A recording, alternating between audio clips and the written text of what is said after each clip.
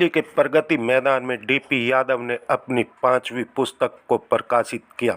हम आपको बता दें कि डीपी यादव 5 बार विधायक व राज्यसभा सांसद रह चुके हैं और आज उन्होंने अपनी पुस्तक वक्त साक्षी है को लेकर लोगों के लिए प्रकाशित किया। इस किताब में कविताओं के माध्यम व लेखक के द्वारा बहुत कुछ लिखा। इस किताब के लेखक डीपी यादव है और डीपी यादव ने बताया कि वक्त साक्षी है किताब में हमने कुछ ऐसे शब्द होते हैं जो कभी सुनने को नहीं मिलते, ताकि लोग इस किताब के अंदर लिखा पढ़े और उन शब्दों को जाने। आइए हम सुनाते हैं डीपी यादव का वक्त साक्षी है बुक को लेकर क्या कुछ कहना। जोरदार तालियों के साथ मंच पर कुछ प्रतियां पुस्तक की एंट्री हुई है। मेरा मंच पर उपस्थित भाई थोड़ा बैक हो लोगे तो अच्छा रहेगा। मैडम पीछे आ जाएगा, आ जाओ पीछे आ यार, कैमरा गिरा तो हो जाएगा। हाँ तो उसको बोल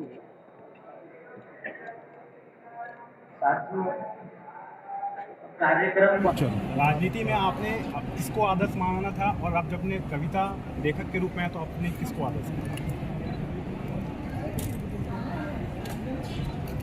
कविता और शब्द तो आदमी के अंदर बसे हुए विचारों का एक संग्रह है, और जहाँ तक राजनीतिक और कविता का ताल्लुक है तो ये तो इस देश के जो सर्वोच्च राजनीतिक लोग रहे हैं, माननीय अटल बिहारी वाजपेयी जी, आदरणीय चंद्रशेखर जी और भी तमाम लोग कविताओं से साहित्य से जुड़े रहे हैं। ये सब आप लोगों को खूब अच्छी तरह जानकारी है।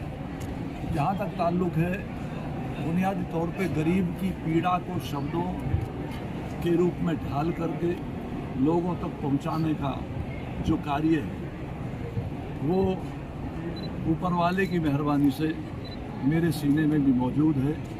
मैं एक स्वतंत्रता सेनानी बाप का बेटा हूँ और जो विचार जो ताकत उनके विचारों से, उनके संस्कारों से मुझे मिली है, उनको किसी ना किसी रूप में समाज के उन लोगों तक पहुंचाना जो अभाव में है, गरीबी में है, परेशानी में है, कठिनाई में है, दिक्कत में है, तो उसे मैं अपना भी फर्ज समझता हूँ।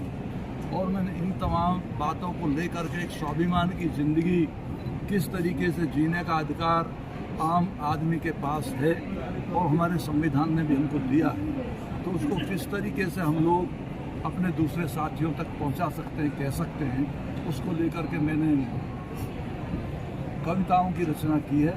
महज ये कोई इत्तेफाक भी नहीं है, क्योंकि मेरी 3 कविताओं के संग्रह का विमोचन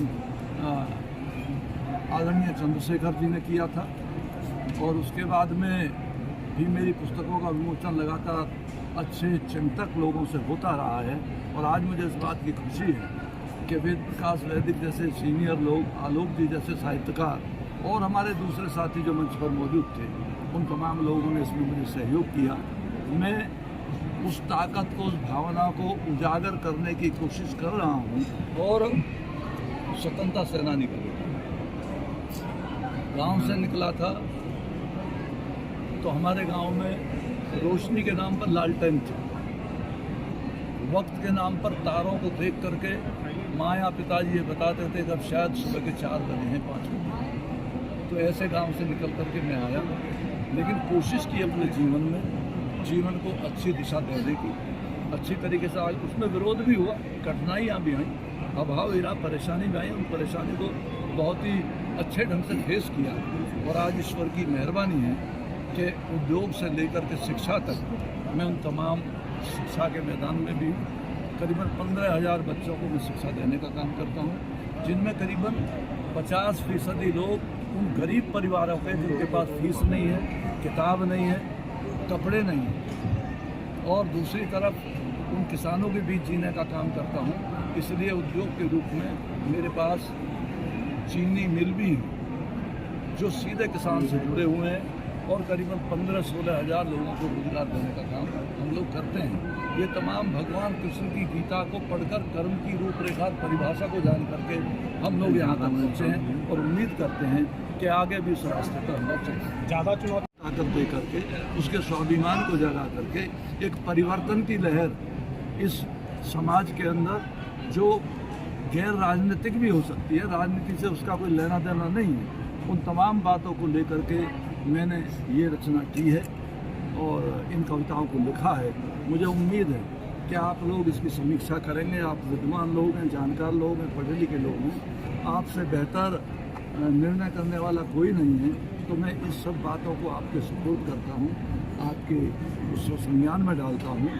तो मेरी लिखने का मकसद हमेशा गरीब, नौजवान, परेशान लोग, समाज के पिछड़े तबके के लोग, अभाव में जी रहे लोग, ताकत देने का है, आगे लाने का है, उनकी बातों को सुनाने का है। और मैं उस रूप में भी इन बातों की सेवा देना चाहता हूँ कि चाहे स्कूल कॉलेजों में गरीबों के बच्चों के पढ़ने की और आगे बढ़ने की बात हो, चाहे उद्योगों में आज जिसको भारत सरकार भी प्रोत्साहन दे रही है और सारे प्रदेशों की सरकार प्रोत्साहन दे रही हैं कि उद्योग में आदमी को ज़्यादा से ज़्यादा रोजगार किस तरह मुहैया हो सकते हैं, आदमी अपने रोजगार को बढ़ावा कैसे, उन बातों को लेकर के मैंने अपनी कोशिश की है।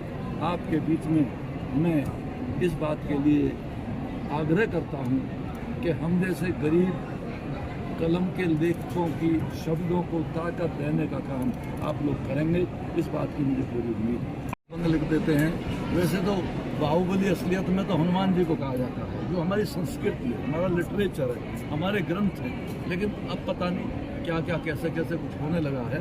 तो कुल मिलाकर के दबंग से मेरा मतलब है एक स्वाभिमानी व्यक्ति जो अपने अंदर जीने का स्वाभिमान रखता हो, अपने अधिकारों को पहचानता हो, अपने संविधान के तहत चलना चाहता हो।